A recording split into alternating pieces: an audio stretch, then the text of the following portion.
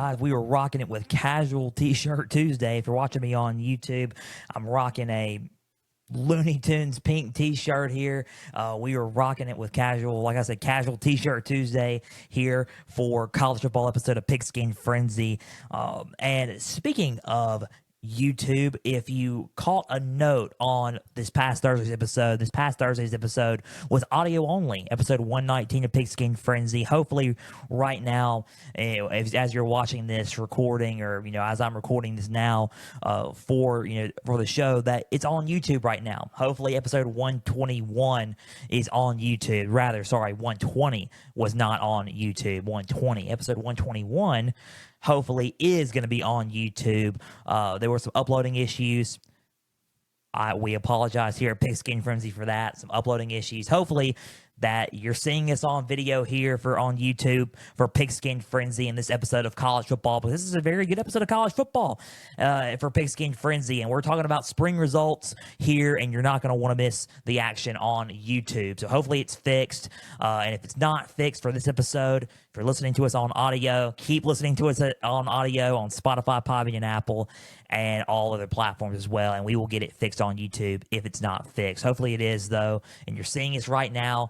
And thank you for joining us. Welcome to Pigskin Frenzy, by the way, on this wonderful and, kind of feels really, really good outside here in Illinois for a Tuesday afternoon. Thank you for joining us. I'm Joel Norris, and whether you're watching on YouTube, listening on Spotify, listening on Podbean, or listening on Apple, a big thank you for taking some time out of your Tuesday to just sit back, watch, and listen to some college football coverage presented by me. Now, if you're watching on YouTube, subscribe to the channel, like each episode, leave comments down below. Spotify, Podbean, and Apple, all you have to do is just share it around with others and follow on there as well.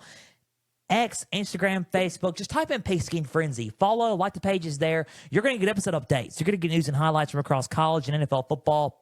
You're going to get trivia questions on Instagram stories. Go and answer today's college football question, as well as all things up to date for Pigskin Frenzy. The website, www.pigskinfrenzy.weebly.com. You will find a home and about me page there. You will learn more about me and who I am as your Pigskin Frenzy host.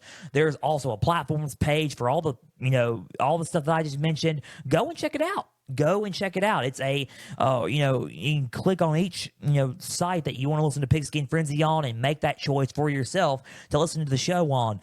And with our affiliations page, brings us to our partner here at the Beard Club. Guys, if you want a great shave, make your facial hair look good, and have your grooming needs be met, significant others of men and or men listening to this show, the Beard Club is where it's at.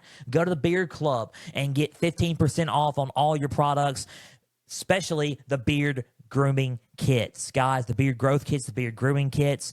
You have 2-in-1 shampoo and conditioner, body wash, loofahs, boar bristle brushes, beard oil, beard balm, you name it. You got it at the Beard Club. Guys, go to the Beard Club through my website on www.pigskinfrenzy.weebly.com. You can go to the affiliations page, and once you go there, you can click on the Beard Club logo. Once you go to the Beard Club logo, there it is. You go to the website, order on there, 15% off site-wide, and as well as my link tree. Go to X, Instagram, and Facebook to my link tree on the bio. Click on the link tree, and you will get the Beard Club. You will go to the link tree, click on the Beard Club link, and it will take you to the Beard Club to get your Beard Club products. You can have your facial hair and grooming needs be met with the Beard Club. Thank you again for being a proud partner of Pigskin Frenzy. Guys, college football day today, we're going to discuss a good deal of spring results here. 4 teams, like we normally do, our next round of spring results. Last week we went over Alabama, Auburn, Clemson, and NC State is who it was last week. And NC State, just going by the spring outlooks. We're just going by the spring outlooks that we did and going in that order. And now the time has come to talk about LSU, South Carolina, UCF, and Georgia Tech. I was really high on 4 of these teams, especially offensively. I want to see how LSU is going to look offensively without Jaden Daniels, without without Malik Neighbors, without Brian Thomas, now that Garrett Nussmeier is officially the quarterback number one and taking over the helm at quarterback. So let's see what happens, and let's see what's going to go down in Baton Rouge. We're going to kick it off with LSU in a minute. Then we got South Carolina. Robbie Ashford and Lenoris Sellers are going to be the two guys battling it out and duking it out for the South Carolina quarterback job. Then you got a deep wide receiver room in Georgia Tech. We got to see who's going to be the starting quarterback out at UCF with Arkansas transfer quarterback KJ Jefferson in UCF. He's leading the way down there. It's really going to depend on a lot when it comes to UCF. So we're going to strap in and let's talk about some college football and the spring results. I'm excited. I'm excited to talk about college football today and the spring results for this episode. Keep plugging into Pigskin Frenzy on all platforms and on all social media platforms as well. X, Instagram, and Facebook. Contact me and message me if you want me to, talk about a certain subject or talk about anything, a lot, going on in college football. Before we get to that, though, let's go into Athens, Georgia. No, we're not doing their spring results, but we're going to talk about news out of Athens, Georgia. Kirby Smart has received a huge contract extension out of Georgia, and Georgia has announced it, especially with their AD, their coaching staff, and Kirby Smart himself. Kirby Smart, will receive a new 10-year, $130 million head coaching deal at Georgia, new contract, an extension for 10 years, and he will now become the highest paid football coach ever in college football. The highest paid college football coach ever up to date so far. He will be he will be the first ever college football coach to make $13 million annually. $13 million annually. That's a lot of money per year to be a head coach in college football. But Kirby Smart has certainly earned it. Back-to-back national champions, 2 national champions, multi-time SEC champion. Kirby Smart knows what he's doing. He is a phenomenal coach, recruits at a high level. They have the number 1 recruiting class again this year. Georgia knows what they're doing. They pretty most likely will be preseason number 1 and the number 1 team going into the SEC in college football in 2024 to kick off this new era of college football. So congratulations to Kirby Smart on getting that contract extension. It's huge, huge contract extension for Kirby Smart. He deserves it. To me, there's no one else that fits the bill for a $13 million head coach than Kirby Smart. He's learned of course, he's learned from under the best head coach of all time in Nick Saban. He's retired. And Kirby Smart, man, nobody's earned it but him. He deserves it. Congratulations to Kirby Smart, and congratulations to Georgia on retaining him, most likely until he retires, because that's his alma mater, right? So Kirby Smart with Georgia for the foreseeable future, and watch out for Georgia as always. So that being said, pushing that aside, let's talk about some spring football results, and let's get into some of these results as we, get to these 4 teams and conclude today's episode of Pigskin Frenzy for this podcast. Excited about this episode. Like I said, I'm still excited about talking about football and excited about this episode. It's like a rejuvenation, like just a re-excitement, a rebuild for myself the past few episodes. I've just been more excited about doing Pigskin Frenzy and more excited about doing this podcast. I don't know why. I've just been really excited about talking about football. And here we go. Let's just go right into it. Let's talk about LSU to kick off everything. Let's talk about LSU and some of my takeaways that I liked from LSU and that I didn't really like. One big thing that I didn't like, and we're going to get into that in a minute, but that's just one big thing that I didn't like. Let's talk about the things that I did like, though. The offense was explosive. I really liked LSU in the spring game, and they've had a lot of, a lot of up and downs with the defense, a lot of turnover on the offensive side of the ball, but in the portal, they pick up a receiver from Liberty in the name of C.J. Daniels. He can be an explosive receiver. They also got a receiver out of Mississippi State from the portal in Xavier Thomas. He looks like a guy that could ball out on the receiving end of everything. So it looks like it could be something special out of LSU in the receiving room again with Xavier Thomas and C.J. Daniels, the Liberty transfer. So the receiver rooms, they looked explosive. I think both guys made plays on the offensive side of things. That's my number one thing that I liked. I like the receivers. I think they made plays. I like Kyron Lacey made plays. And Kyron Lacey, who's had an issue with some drops, is looking like he's trying to develop and get to that next step of being one of the top receivers for and one of the top go-to guys for Garrett Nussmeier at quarterback one. Speaking of quarterback one, that's the second thing I liked. I thought Garrett Nussmeier did a heck of a job. I thought Garrett Nussmeier did really well for LSU in their spring game and in their spring. He looked like he was quarterback number one clearly. He has separated himself from the pack. We all knew that he was probably going to get most likely going to get the starting quarterback job after Jaden Daniels left. He was the backup for the majority of the past 2 to 3 years. But he's finally going to get that. He's finally going to get that chance to shine and be QB1 for this LSU Tiger team.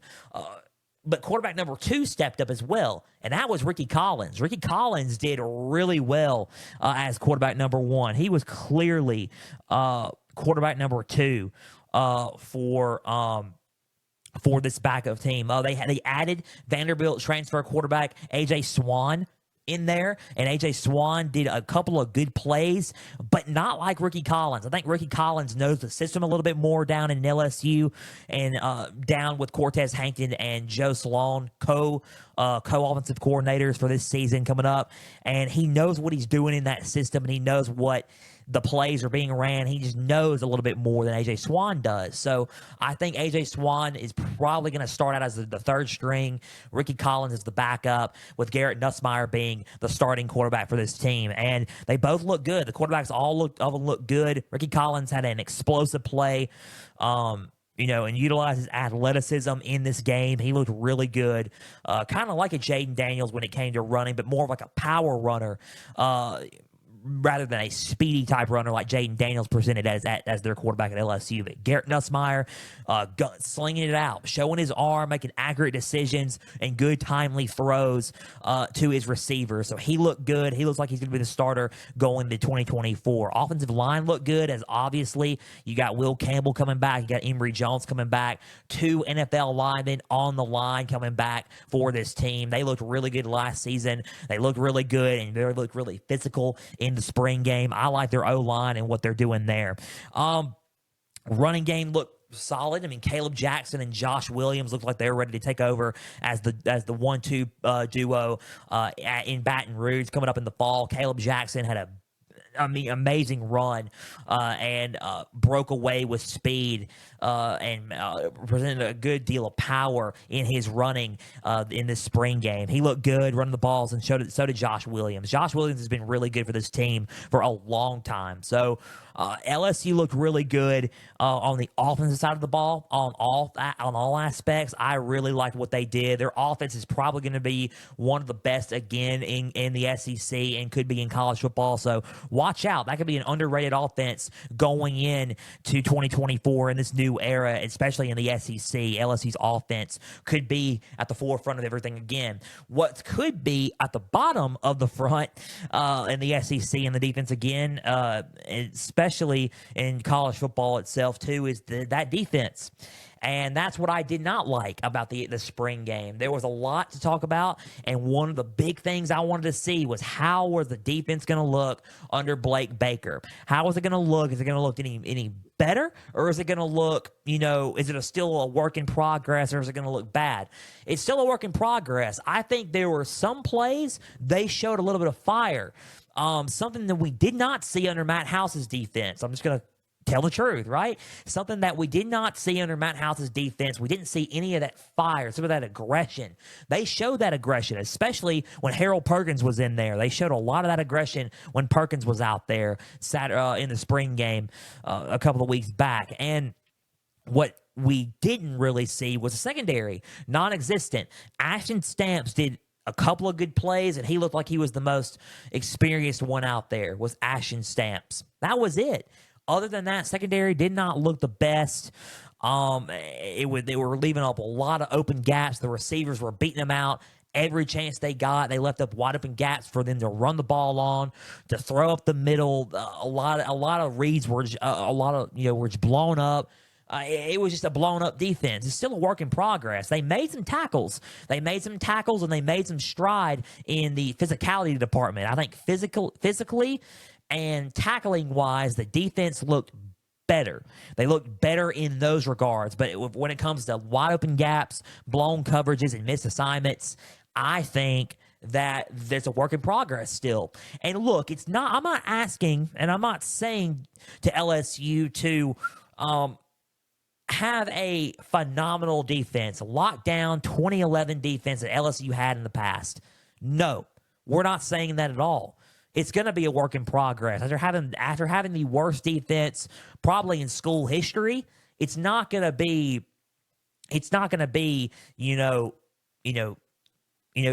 chicken crap to chicken salad in just like that. It's not going to be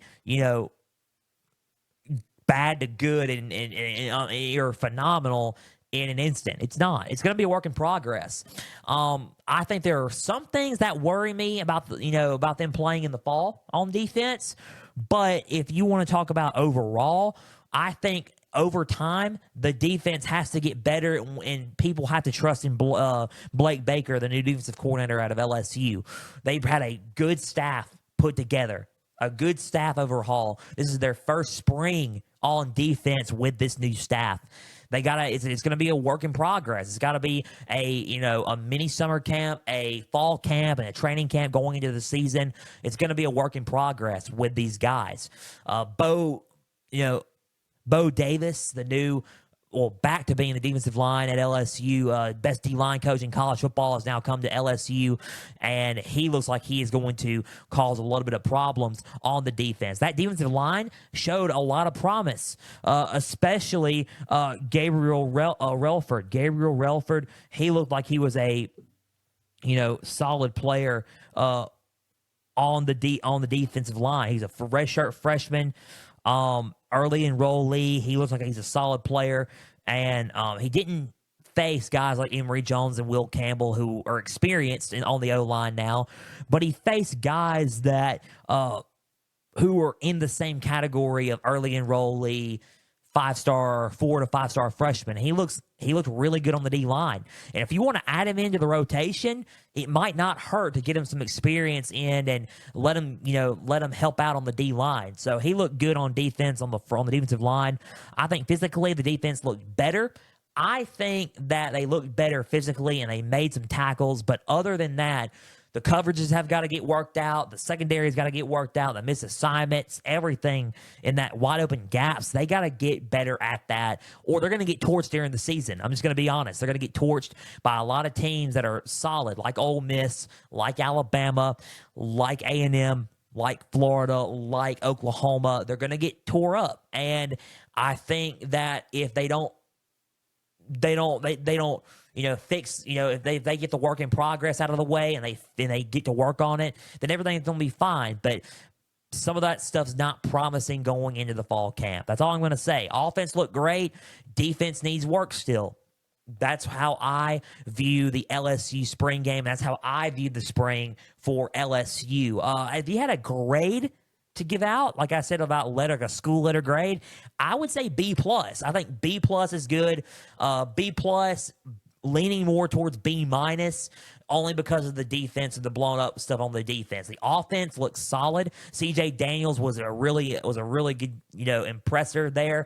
And Garrett Nussmeier is going to like, giving him the ball and letting him make plays on the LSU offense. So they're going to look good on offense, B+ to B-, especially because of that defensive performance in the spring game. So LSU had their spring game. That was their spring results in Baton Rouge. Let's see what happens as we go straight towards the fall, and especially where I rank LSU and the next team I'm talking about coming up, South Carolina, in the conference standing projection rankings during the summer. So moving on to Gamecock Country, that was LSU spring game, our second spring result here. Gamecock Country in Columbia, South Carolina. Let's talk about some Gamecock football. And they had their night game, their Garnet and Black spring game at night under the lights in William Bryce Stadium. Looked looked quite impressive, honestly. And here were some of my takeaways from it. Defensive line really showed out. I think the defensive line looked really good. They looked physical. They looked like they're going to give a lot of O-line problems. Another team that LSU has to face is South Carolina, and they look good in a lot of areas in this spring game to get you excited for fall camp. Defensive line being one of those areas. They shined on the defensive line, if I do say so myself. They had some strong performances. Brian Thomas Jr., defensive end, he was a force to be reckoned with. He had 7 tackles and 2.5 sacks. He was ready to rock and roll in this spring game, and he can be a threat to a lot of guys. Especially in the O-line, whoever's facing him on their schedule in 2024. He looked like an early prospect for the 2025 NFL draft. He looked really good in the spring game. He was very physical and showed a lot of dominance up front for the defense for this team. He looked good. The defensive line is something that you would have to be hang your hat on there. Senior edge rusher Gilbert Edmond, he looked good. He had a sack. He had tackles for loss. He looked good as well. Monkel Goodwin, he had a half a sack and a half a tackles for a loss. He looked good as well. And, freshman defensive end was impressive. Dylan Stewart, he brought a lot of heat on the defensive line as well as a freshman. His first sort of get action for college football, and he shows out, and he's impressive. So that defensive line looks very impressive for Shane Beamer and the Gamecocks of South Carolina. Running game looked great. We didn't see much of Raheem Rocket Sanders. He most likely will get the starting nod going into 2024. Running game showed some impressive performances. DJ Broswell, he looked really, really good. He was a returning sophomore running back for this team, DJ Broswell, 26 yards, 5 carries. He can really run fast and really hard. And Shane Beamer, and I quote, said he's a guy that can run. He's a guy that can run hard and fast and physical for this team. He can rotate in and out with Juju McDowell and Raheem Rocket Sanders if he wanted to. He can see some action in the field this fall. He looked really well. Broswell showed a lot of signs of improvement, a lot of signs of promise, and he looked really patient when running the ball. Like, we're trying to read reads from the defense. He looked really patient. And I think that is what's going to get him a long way into this offense for Shane Beamer and the South Carolina Gamecocks. The revamped running game showed a lot of promise. I liked how physical they were and how fast they were on a lot of plays. Running game looked good. The defensive line looked really good. The passing game showed some glimpses, and they showed some promise. We got a little bit of a competition. I'm not going to lie. And I kind of thought this too, that Robbie Ashford could have been the guy to beat the Auburn transfer quarterback going into the Gamecock country. But no, Lenoris Sellers is giving him all that he could, and he most likely could take away that starting job for Robbie Ashford. Lenoris Sellers had a very good spring game. He was on first team reps in this game. He looked solid throwing the ball. Made a lot of good decisions. He was very efficient. 9 of his 11 passes for 70 yards. 70 yards, 9 of his 11 passes. Very efficient day for Lenoris Sellers. And if you can do that and throw for more yards and be consistent in your accuracy and decision-making, that could come a long way in the SEC when it comes to quarterback play, especially when you have good running backs to feed off of as well. So Lenoris Sellers, you can have a little bit of a pro-style approach with him, hand the ball off, and get some good chunk plays with your running back. South Carolina could be an explosive team on offense if you put it that way. Lenoris Sellers looked good, had an efficient day. Robbie Ashford didn't play bad at all, but Lenoris Sellers had a better day than Ashford and took a leap in this quarterback battle. If I do say myself, Lenoris Sellers looked really good, very efficient, and he also can run the football. He's a dual threat. He can run the ball as well. He looked very mobile. He looked good. Good quarterback there for South Carolina, and the quarterback room is looking bright in Columbia, South Carolina. So those showed some signs of looking really good. One thing that I didn't like about South Carolina a little bit was the secondary.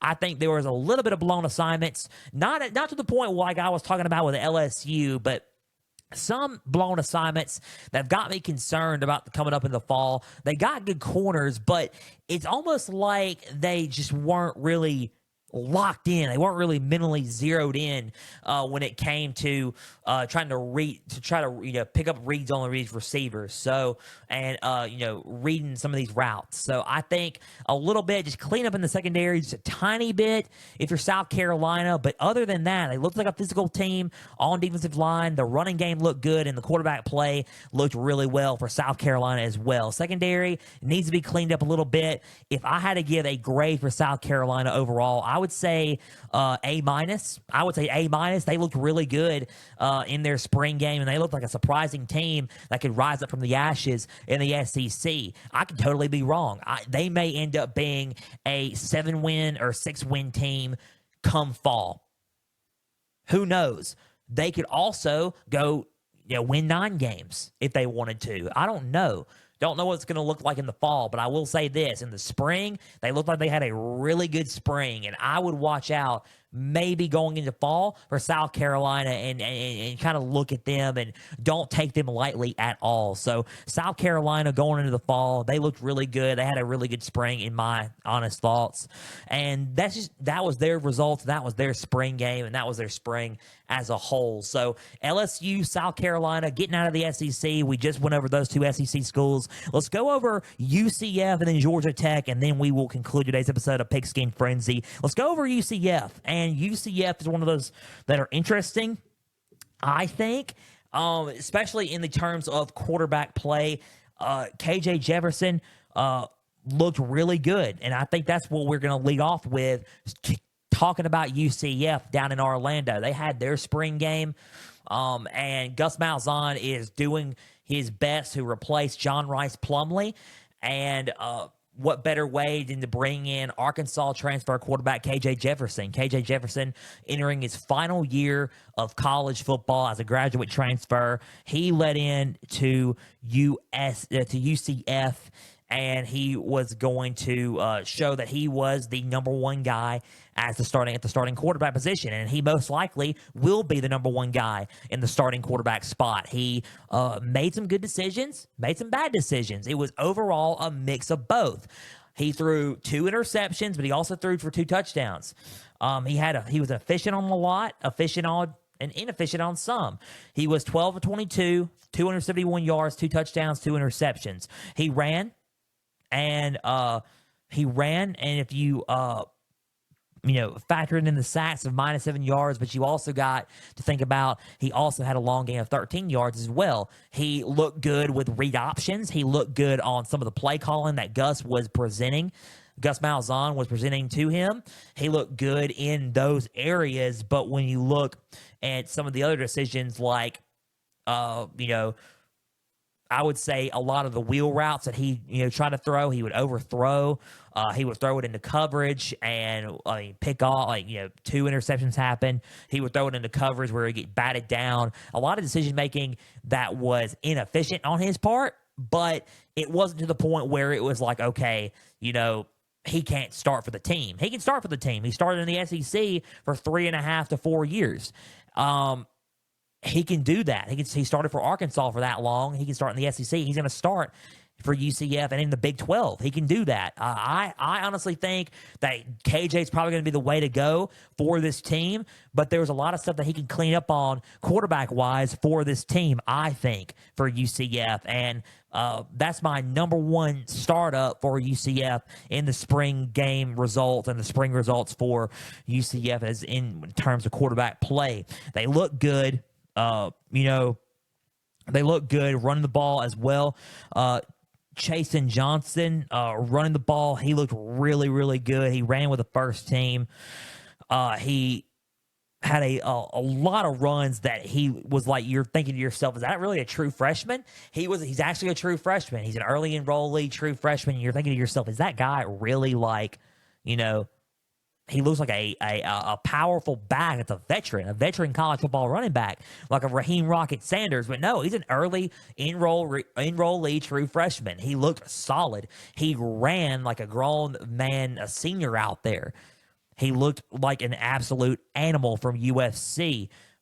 He's a solid player, solid runner, and he looked impressive. And he is going to add a lot of value to that running game for Gus Malzahn and the Knights coming up in the fall in the Big 12. So watch out for him coming up in the fall. The running game looks solid. The O-line looks solid as well. There was a lot of holes that needed to be filled for the O-line, and that's what I liked. And I like that Caden Kettler and Paul Rubelt stepped up to fill those holes. Those are two guys, as an example, to fill a lot of those holes as well. You got guys like Jabari Brooks, Walt Claire Flynn. Those guys are still there. Sanford transfers guys like Jabari Brooks, like I said, and then true freshmen like a Walt Claire Flynn. Those are the two guys that could probably step up, and they can give a run for their money there. But who knows? Who knows what can happen when it comes to the O-line, but those are the four guys right there that drew a lot of praise from Gus Malzahn on the O-line, and those are some of the guys that blocked really well and played really, really physical, football. And lastly, the defense. The defense looked good on the defensive line and in the linebacker area. Secondary needs to be cleaned up a little bit. A lot of this is the secondary, and it's a common theme that I'm talking about. The secondary needs to be cleaned up a little bit. They had a hard time adjusting to a lot of the routes that the receivers were running against them. I think right there is a big issue for UCF coming into the Big 12 in 2024 with a lot of teams coming in.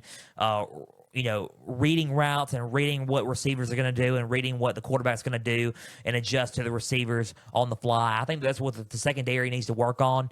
I think the secondary can work on that and will work on that as we head into the fall. That's my only little, problem I have with UCF. But overall, they look good.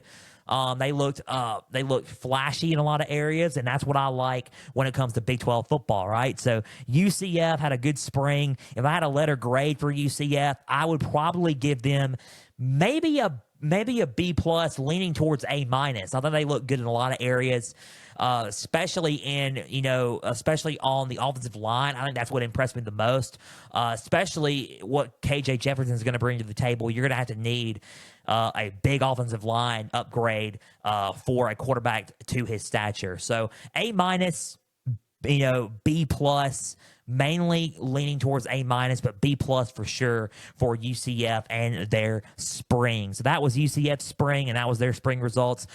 Last but not least, before we conclude today's episode of Pigskin Frenzy, let's talk about Georgia Tech spring and dive deep into the ACC spring results for Georgia Tech. Their receiver room's deep, and I think that's one of the main takeaways that I got from this spring game and the Yellow Jackets and the Ramblin' Wreck of Georgia Tech. Eric Singleton is an absolute animal. We already know that. We saw it during the spring. Their receiving room is deep. Malik Rutherford, again, another guy that made plays with Eric Singleton. One of my big outlooks was who is going to step up along with Eric Singleton to help him out in the receiving room. But Georgia Tech has a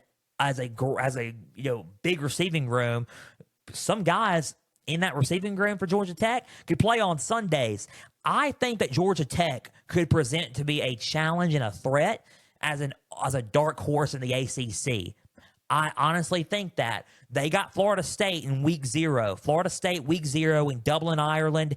The big Ireland game. Florida State and Georgia Tech gonna duke it out. I'm most likely will probably cover that game and give my thoughts on that game and predictions on that game when week 0 hits. I will cover that game for Pigskin Frenzy. It's one of those games that you're probably not going to want to miss. Georgia Tech can present a fight to them, especially when it comes to the receivers. Eric Singleton, Malik Rutherford, they present a good threat and good challenge in the receiving room for them. They made some big plays. What about Chris Elko? Chris Elko caught 4 passes, 136 yards, and a Hail Mary at the end of the first half, and head coach Brent Key is really high on Chris Elko in the receiving room. He most likely will get some more touches in the fall as well. The receiving room was deep, made some plays. They look good. Haynes King, if you want to go to my other part and what I liked from the spring results of Georgia Tech is their quarterback play. Haynes King looked like the starting quarterback for sure.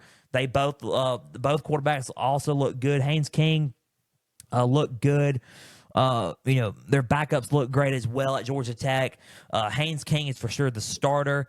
I liked how he made progressions. He looks like he's developed and made some strides in his decision making, which is what you're going to need in a lot of these games coming up in the ACC this season. I think that Georgia Tech is a team that when it comes with Haynes King, can be very dangerous. So he looked good as well in this game. Third thing, their running game. Jamal Haynes was primed for a big spring game, and he did not disappoint. He delivered. This is what he needed to try to, adjust into the offense and get ready for the fall and impress Brent Key in this offense. And I think Jamal Haynes did just that in this spring game. He ran with 6 carries, 44 yards. He only played at the beginning, but some of his runs were impressive. He had a touchdown on the opening drive. He had a quick cutting ability about him.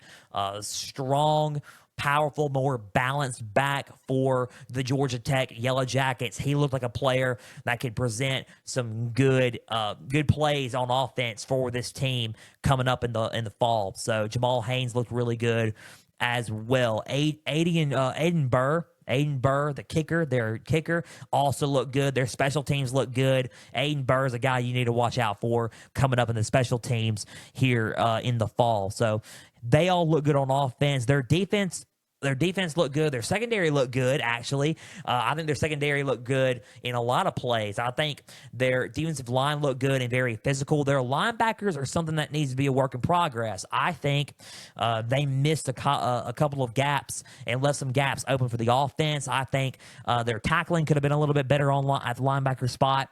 I think that's one of my only things that I did not like about their spring game. And their spring was the tackling ability at the linebacker spot and some of the gaps that they were leaving open and some of the assignments that they were missing on the defense. I think the linebackers are solid players. I just think that the linebacker spot at Georgia Tech needs to be addressed a little bit better. I was having a concern about that in the spring outlooks, and now here we are. I think during the fall, that's one of the things that you're going to have to work up on, especially if teams are running up the middle and throwing up the middle as well. So I would clean that up and get that ready for the fall. But overall, Georgia Tech is a very underrated team. I would give them a B, leaning towards a B+. I think a B is good for Georgia Tech. I think they have some stuff to work on, but they're a very underrated offensive team, very physical team, very underratedly physical team, and they can make some big strides in the conference coming up in the fall. So a lot of these teams and myself, we're talking about Miami, talking about Clemson and hyping these teams up, Florida State, but Georgia Tech and NC State as well. But Georgia Tech could be a team to watch out for coming up in the fall in the ACC. So I'd give them a B for their spring overall as a whole. So that was my spring results for Georgia Tech. That was my spring results for LSU, South Carolina, UCF, and Georgia Tech overall. And we are out of time. A big thank you for taking some time out of your Tuesday to just sit back, watch, and listen to some college football coverage presented by me. Now, if you're watching on YouTube, subscribe to the channel, like each episode, leave comments down below. Spotify, Podbean, and Apple, all you have to do is share around with others and follow on there as well. Instagram, X, and Facebook, just type in Pigskin Frenzy. Follow up the pages there. You're going to get episode updates. You're going to get news and highlights from across college and NFL football. You're going to get trivia questions on Instagram stories. Go and answer today's college football question, as well as all things of today for Pigskin Frenzy. Guys, big thank you again for taking some time out of your Tuesday to just sit back, watch, and listen to some college football presented by me. Guys, Thursday, we're going to be back, and we're going to be back with a great NFL episode. We're going to get started on some NFL news, go around the league, and talk about some stuff about the NFL, including some updates coming out of OTA workouts. The workouts have started, mini workouts, mandatory workouts, and mini camp workouts. Everything is about to start up. Off-season workouts are about to start up pretty much for the NFL, and we're going to get updates from around the league on some of the off-season workouts for NFL teams. So until Thursday, I'm Joel Norris signing off. We will see you then for another NFL edition of Pigskin Frenzy. For everybody out there, please and always stay the course.